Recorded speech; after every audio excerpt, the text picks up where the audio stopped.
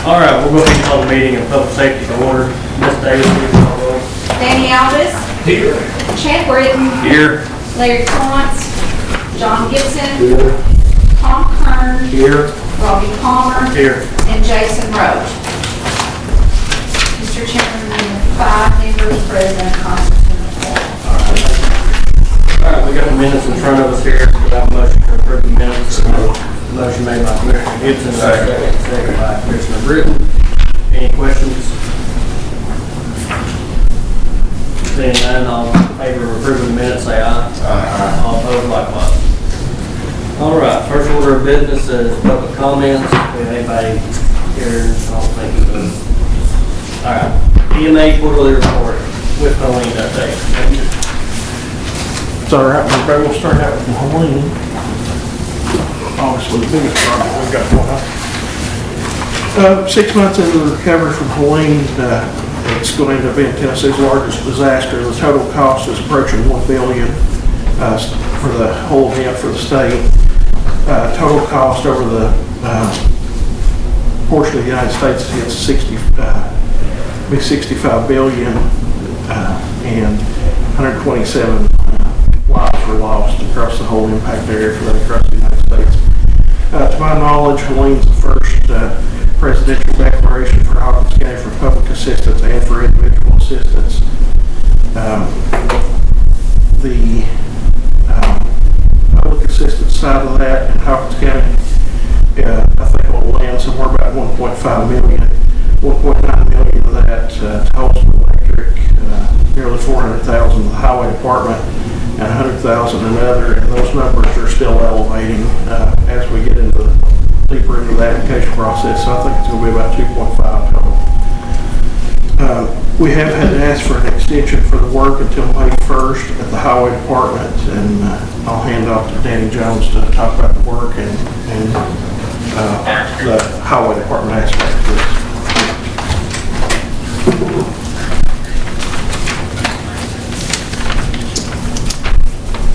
At the Highway Department, we're in phase 4. We have around 85% of the debris removed. We have estimated the total cubic yards to be removed in the disaster is 3,125 cubic yards. We've already removed 2,641, at least 484 cubic yards. And as Jamie said, first of May or so, we should be done with the FEMA part. Okay, Dan, let the record reflect that Rick's motion there. I'll just brag on Danny's staff out there. We went through a couple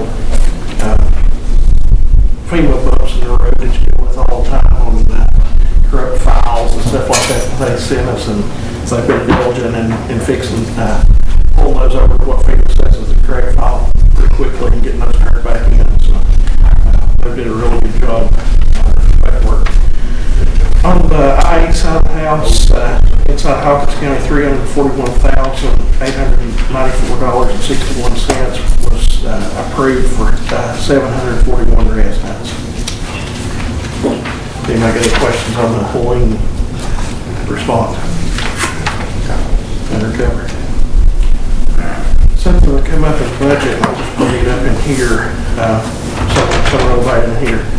With what's going on out of Washington, D.C. and what's going on with FEMA, we don't know how that's going to affect this application process, because this was going to be in process when whatever decisions made on the federal government as far as FEMA. I've got some more stuff on the report about that.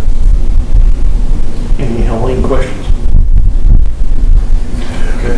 President Trump signed an executive order with the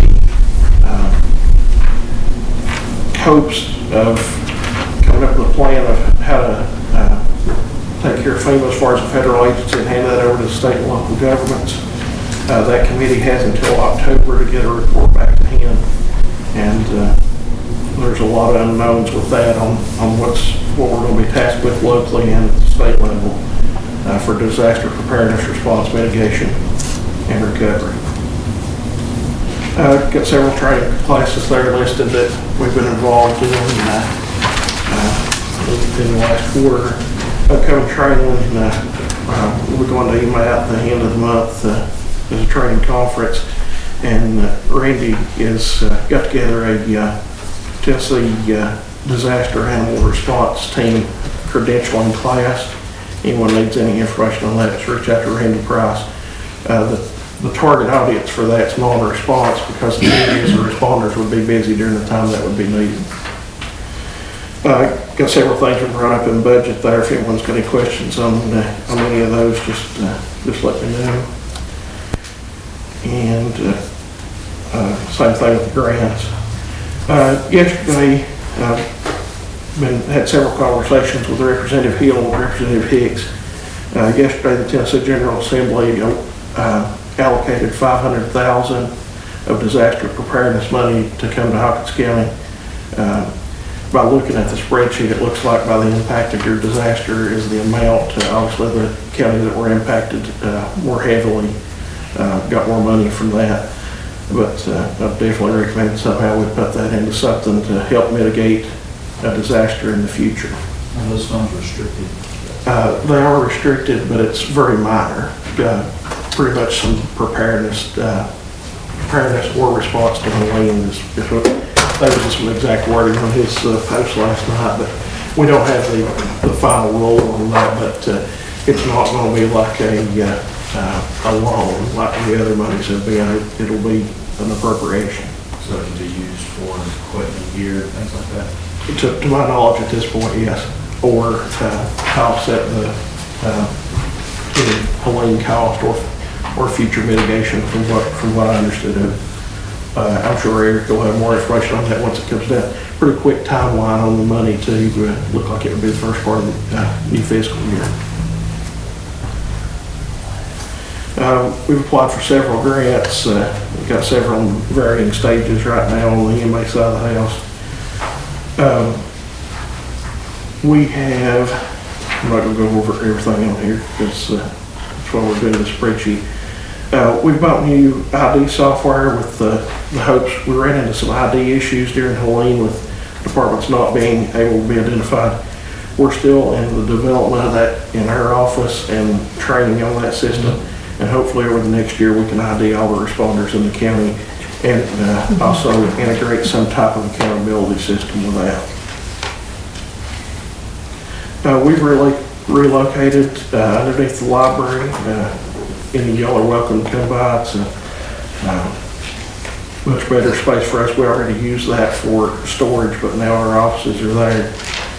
Gives us a lot of room to spread out with these projects and have some room to work on those.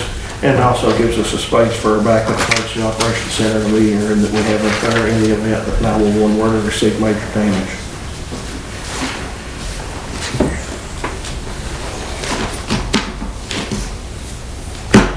We'll go into radios now. So there was a resolution that came up in last month's packet about radios, and I reached out to Jason and told him that we'd ran into a problem on the frequency side that we had not anticipated. We'd expected the frequency bid to be pretty clear cut. There's 3 or 4 companies involved in that procedure, and they did not want that transaction to be transparent to protect their sales interest for further frequencies that they may sell. And obviously in government, we're not allowed to not have it without full transparency. So when we told them that, they told us they more than likely would withdraw from that bid and not be involved in it. We placed the bid out there just to see if we would have anyone else bid with no path going forward that we were able to see. But we have had some interest in that bid since, so we're just hoping that someone with some spectrum will bid on it. If not, that's obviously going to affect our DMR expansion. The 39 first responder radios have been purchased. Those are not delivered yet, but we anticipate their delivery pretty quickly. We'll get those programmed. Those will be going to EMS to be handed out to the first response agencies through the county. Some new services that we reported last month that we put on here that we're still getting launched. And during budget, we went over some identified improvements as we move forward with the new emergency management environment, especially once we see what happens with FEMA. All our contact information's at the bottom. Anyone that needs any of us, contact us anytime. Take any questions.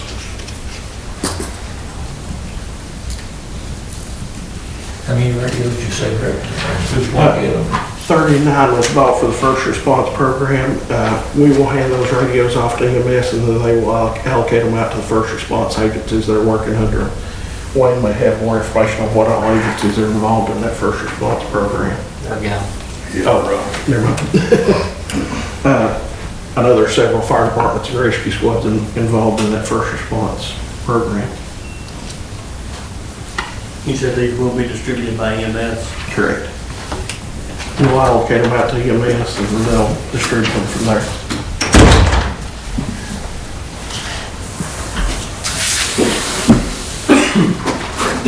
Any further questions for Jamie? Let the record reflect that Commissioner Collins is there meeting at 3:13. Something radio-wise, I think we need to look at. I know Chad mentioned this in a couple meetings that I wasn't at, but I saw streaming about TACing and where the state was right now and kind of an update on that. If there's not a bid on this frequency allocation, that's $180,000. There's over $500,000 for additional radios of ARPA was kind of where we were looking at on that. And if we're able to get this $500,000 from the state, if it would be eligible for that type purchase. Our EMS likes 30 radios, being able to go over on TACing, and obviously the site's being completed by the state, which we think will take in the next year or two. Once we get that, EMS has all the radios that they need to go over on TACing. The sheriff's office obviously would have to have all the radios, but if we could use a grant and use that money to offset it, we're very close to the amount of funding it would take to do that.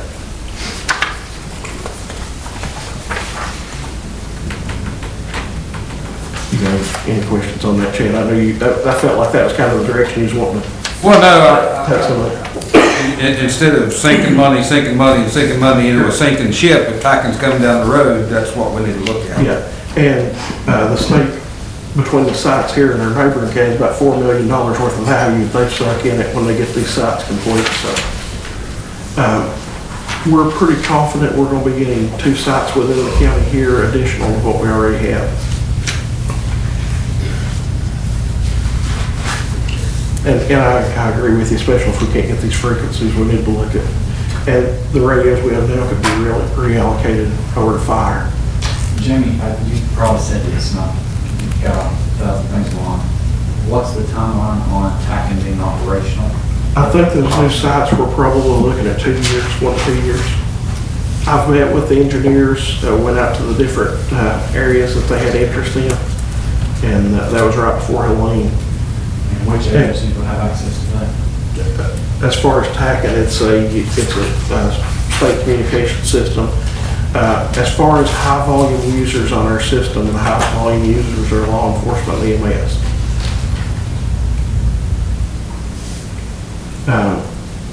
Everyone has an important role, obviously, but those are, if we can pull that volume off of the system we have now, it gives us room to move fire over to that system, Board of Education, stuff like that. So do you believe with what radios we've got that are DMR capable, we can sustain communication in a safe manner for the next 2 years until the factory gets here? What? I feel the spot. Sorry, I don't think there's an answer, but this is the question that we're going to get asked later. So here is my take on that, and this was the take in the recordings of the meetings that we had to go to this system. My vote was TACing, because of the interoperability aspect of it. Where TACing shines is during disasters like Helene. Every single agency from the National Guard to the local responder can get on the same talk group and communicate, which is exactly what happened on the Unicoi County Hospital. Team was on the roof, had a radio, they switched over to the same talk group the Black Hawk was on, and had direct communication the whole time. That's where TACing shines, that's where it can do what we can. there's that, and we make what we have work, but in that particular scenario, we wouldn't have been able to communicate directly with the blacktop. They would have been passed through traffic. So yeah, I mean, I love the Yeah. Hawkins County, I think it's great. Yeah. What I'm talking about is in the meantime until it's operational. So what I think what I hear you say, correct me if I'm wrong, that we possibly need to consider holding off just a little bit on buying a whole bunch of stuff, because if packing comes, we're gonna be able to reallocate radios back out to volunteer fire departments. Potentially. Our fire department radios, though, that we do not manage, the departments manage, they're in shambles. They're in bad shape. Some of those radios are 40 years old. They definitely need replaced. I'm by no means saying they don't need to be replaced. And we don't know when that huge fire may happen. It could be before we leave this room. I mean, but you know, there's some equipment in there that we see that's really in bad shape, really aged, stuff like that. Those are department-owned radios, stuff like that. It's not anything we're managing. So I guess in the meantime, you know, while we're waiting on factories, in the meantime, what do we do to fix the problem until that? I recommend setting up a meeting or something with fire chiefs and getting their opinion on this as well. We could do some repair on their equipment, but I don't know if that'd be allowed through our auditing. Yeah, Yeah. We did a meeting with fire chiefs, the thing that they would say is we need ready. Yeah, I agree with that. Yeah, you know, I mean, we have a meeting. Yeah. So and maybe this is a conversation, I don't want to take it over, but maybe this is a conversation for a different day. But I think Definitely. if packing's coming, that's great. It's going to solve all the problems. Yeah. It's kind of like, you know, Groundhog Day. Yeah. Right? We're kind of repeating the same cycle. Yeah. We're kind of in a holding pattern. I think I'd love to see a plan for getting them something that's operational until packing happens. The only option right now without those frequencies is to push the same radios we're using right now in the field in an analog configuration, which would be say would be $500,000 or whatever the figure's been with Australia. Go ahead. Yeah. I got a question. In 2 years, is the volunteer fire department also going to tackle? There's no plan established right now. We're just talking about a lot of what is. So, from what Part two get left up to funding. from what I understand, the high volume users, which is law enforcement, EMS, will go on tacking with the state grant, which the state is going to do a bid round. And it's not something that we are funding at the local level. Do we have to pay subscriber fees? So the way that would work, the state is building the infrastructure. They're building the sites, and then we would be responsible for all end user devices at this point. But we would love to offset that with a grant for law enforcement. And we currently have 2 sites right now for packing, right? Yes, primarily in the county of Short and Bates. So would those 2 sites be able to handle the volume right now? No, that's what we're doing.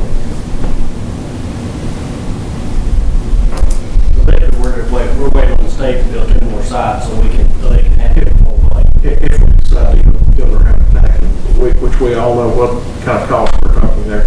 Those devices are anywhere from $5,000 to $10,000 a piece. There is no subscriber fees. I mean, when y'all quoted before I was on this, it's like an $11 million investment. Somewhere around $11 million. Correct, with building sites and subscriber fees and all that.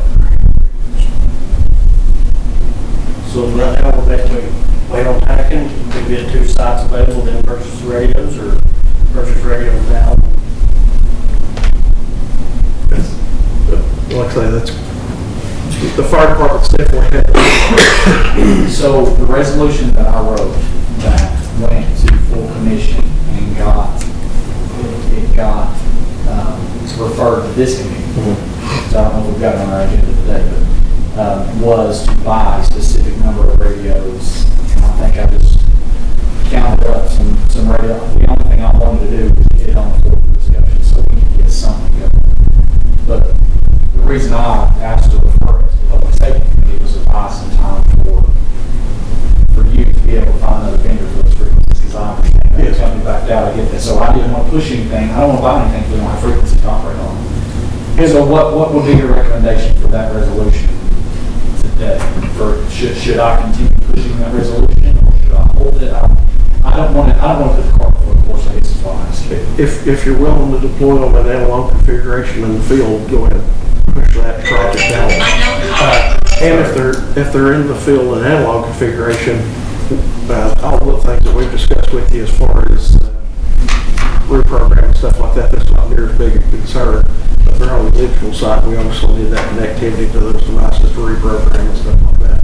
So if we purchase analog now, 2 years, we're gonna be talking about line pack radios if the state comes in and decides. Potentially, if that's a picture we decide to get. Well, the radios, the DMR radios that we're looking at are just DMR radios that are analog cable, where UHF, VHF cable. So we could deploy them as analog radios with DMR capability. Yeah, VHF, all that would require is if we went to DMR, if we were able to, which we'll know the answer on frequencies next week. But if we did go to DMR, it required a touch of every radio for reprogramming. That's all of that. Mr. Chair, can I ask a chief question? Sure. Chief Strong, ask your opinion. So, would you prefer us to try to push that through, not knowing that we can get the frequencies, or wait until we can get a vendor to provide the frequencies? Because if we were to try to push that through and get those radios, I mean, we can't do it anyway, it's not fun, and the commission meeting's coming up soon. But if we buy new radios for volunteer fire departments and it's going to have the same capability of the ones you got in your pocket right now, Don't make any sense. it doesn't make any sense, right? Until we can secure those frequencies. So I guess that's the point I'm making. When we can secure those frequencies is when we can get those radios. Which is why we, On our end, it's just, sooner than later. Everybody knows it sucks. We have no Yeah, and so communications. just to review, we thought we had a vendor that could provide that connectability, and they backed out because they don't know how to operate the government operation.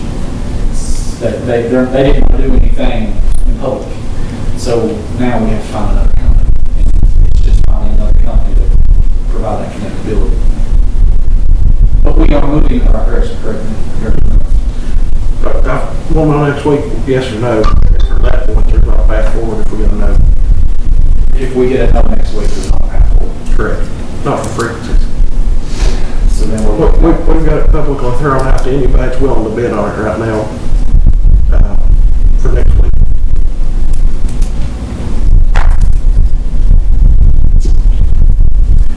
Which all this was discussed in the initial radio purchase too. Them frequencies are tight to get a hold of. When we come across those 12, we thought we're in good shape here. And as we were negotiating through the contract, it just didn't work. I guess the reason I'm harping on it so much is, so I have a radio that I tuned into the fire department frequency, and I'll listen and little watch out for both towers. And if I don't hear them say, couldn't understand your last transmission, because it'll be 15 times a day when they're communicating. I'd love to see something in place to get this communication. And Jamie, you can't make a company come in and set it frequencies. I get that, but I just want the fire department to know we just keep getting along. I need them to get something that works. Correct. we're back to waiting another week until we hear. In a week, we'll know on the frequencies one way or another. Could you possibly send an email to us when you open that bid and let us know how it goes? We will.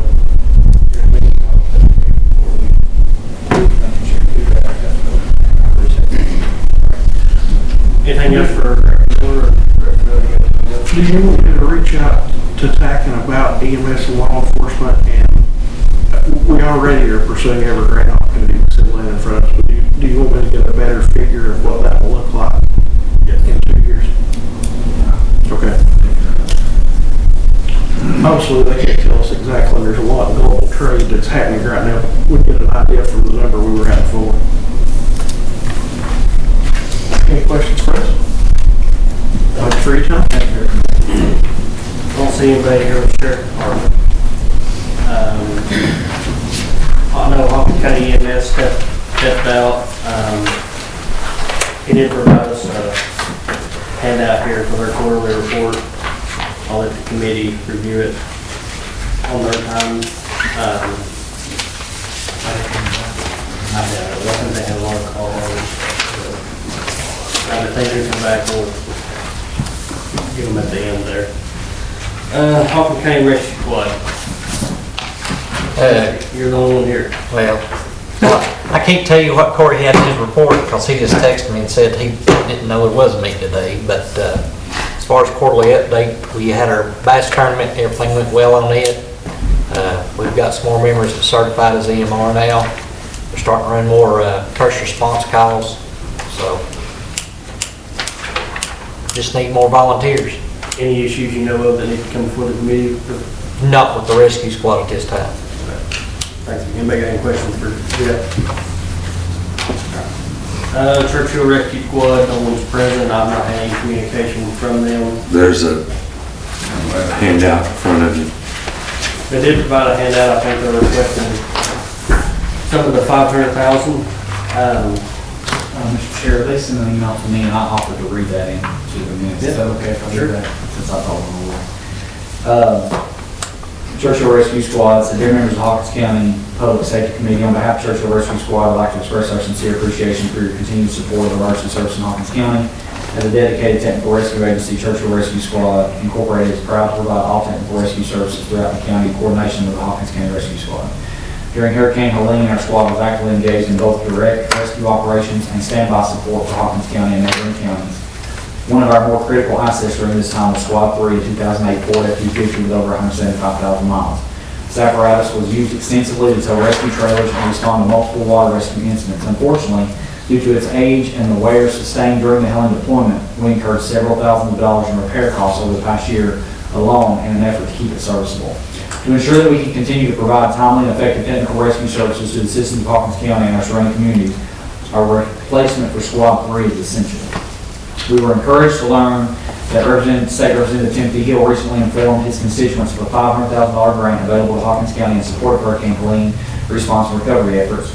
In light of this funding opportunity, Churchill Rescue Squad Incorporated respectfully requests the support of the Hawkins County Public Safety Committee for an allocation of $160,000 from this grant to replace Squad 3.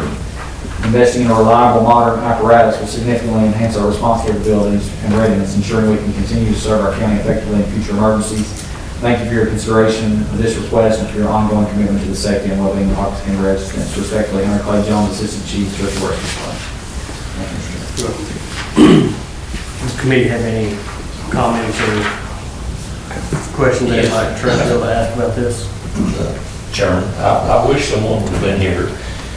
I'd like to ask the Churchill Rescue Squad and also the Firemen Association if they ever got their money back that was stolen from their secretary, treasurer, whatever.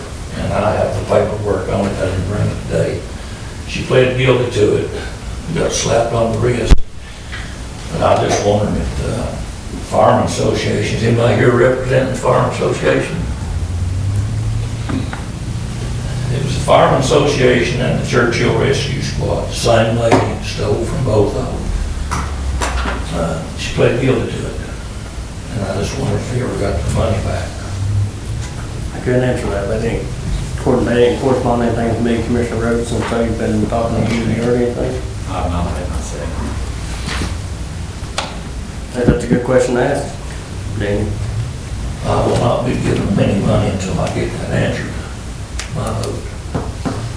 Anybody have anything else regarding this? Well, and I think what Jamie said, we don't know what restrictions will be placed on that $500,000 yet. Personally, I think we need to wait and see what we got all the restrictions before we start handing out money. See what we can and cannot do with it, and don't be in a rush to spend it right now.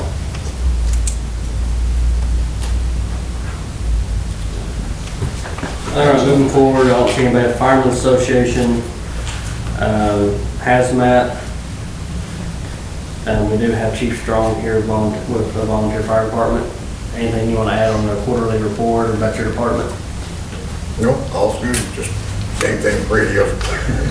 All's good. Do you want me to elaborate? We got everything we need over there, or? We're working on trying to get a tanker.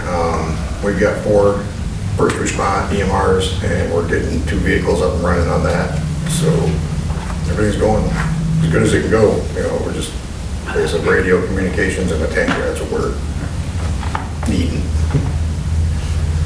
One of the things that you'd asked about there last week on the budget, we weren't aware that we're presenting on the full budget. You know, we've got Station 1 that has been allowed to over the years, but we cannot just roll that station as our charter station.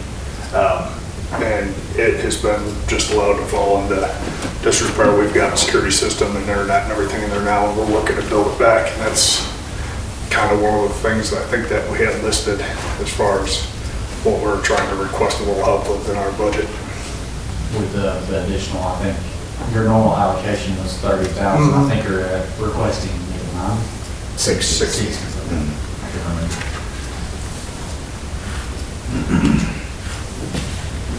Anybody else? Check the Jeff or you with any other volunteer fire departments? All right. Wayne had asked us to be here. I think that there's kind of setting like a soft start date for us for first response to be on May 1st. So I don't know if he had anything else that he wanted to add, but it's kind of one of the reasons he asked us to be here.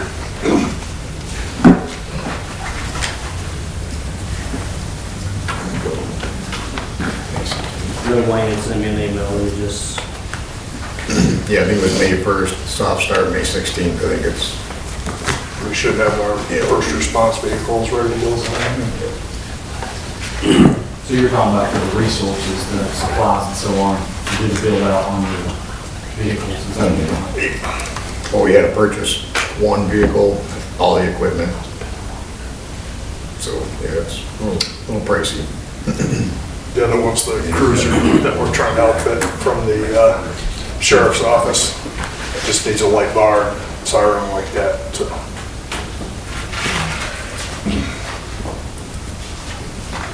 I was hoping Wayne or one of them would be able to make it back. Commissioner Britton pointed out that it is in the quarterly report for May 1st, Clinch Valley to be active in first response. Which brings the updated list to Carter's Valley, Clinch Valley, Mount Carmel Fire Department, Stanley Valley Volunteer, Churchville Rescue Squad, Hawkins County Rescue Squad, and Holton Defense Fire Department. Looks like Hawkins County EMS also submitted several applications for potential grant awards. FEMA Assistant to Firefighters Grant, Tennessee Highway Safety Office, and several different foundations for public safety. So, what they're trying to do their due diligence.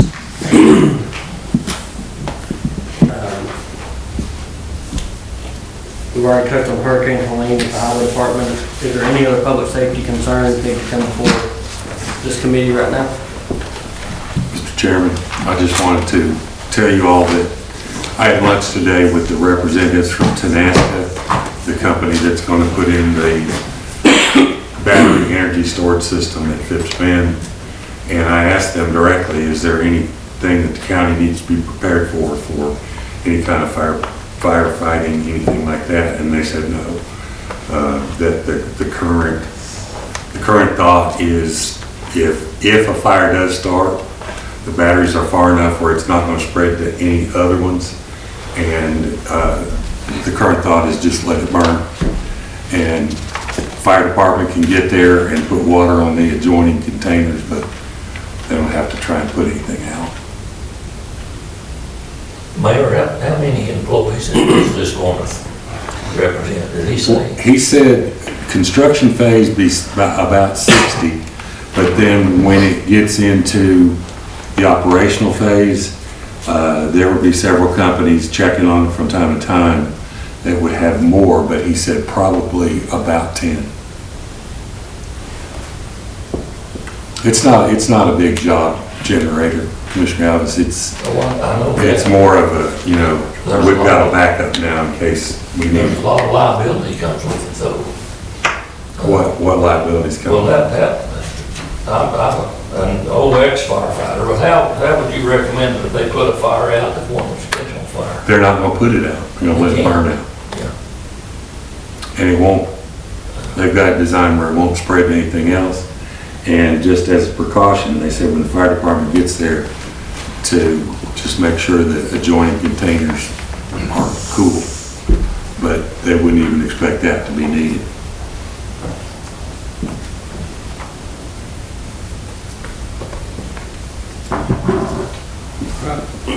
Any further business? And they expect to be online in 2028.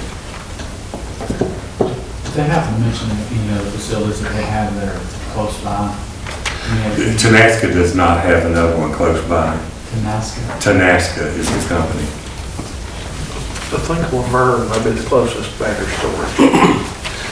There's Laverne, that's a different company though, probably. Lenore, whatever has one, Yeah, that's right. but it's not a Tenaska facility.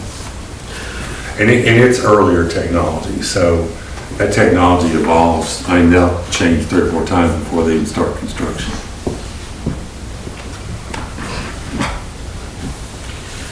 On the power grid side of that, there's a huge benefit to the stability of the grid during peak times with that battery storage. I don't know how TVA is going to stabilize any other way, but some type of facility like that. That's why we got into what we got into during the winter storm during Christmas 2 years ago. Was just the peak times of power demand.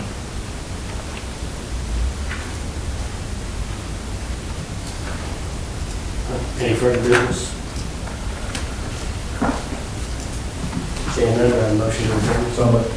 Motion made by Commissioner Roach, second? Second by Commissioner Turner, all in favor, say aye. If y'all in Upland get any questions about the arrow board set up on 11W about the Goshen Valley Bridge being closed, that's done by TDOT. We have nothing to do with it. It's supposedly being done May the 5th or 6th, whichever day. They put in 2 days, in case it's raining one day, and it will be closed all day. 8-4. Sign says 8-4. Right. And my phone was blew up because the way the sign is laid out, 5-5 to 6-25. So people think it's going to be a month and 20 days. It's a 1 day, and they're going to do the inspection for the engineers. Is that possibly going to move it from West B to West A, or? No. They just give the engineers No. some more planning, what they gotta do. No, it's just to try and determine if the plans the engineers have will increase the weight load as much as they hope. But our phone has been constant. Mine too. They couldn't read the arrow board, so. 1 day and the date is 5-5 or 5-6. 5-5, 4, 5, 6, depending. Between 8 and 4. And if you know TDOT, that could change. Or be both. Yep.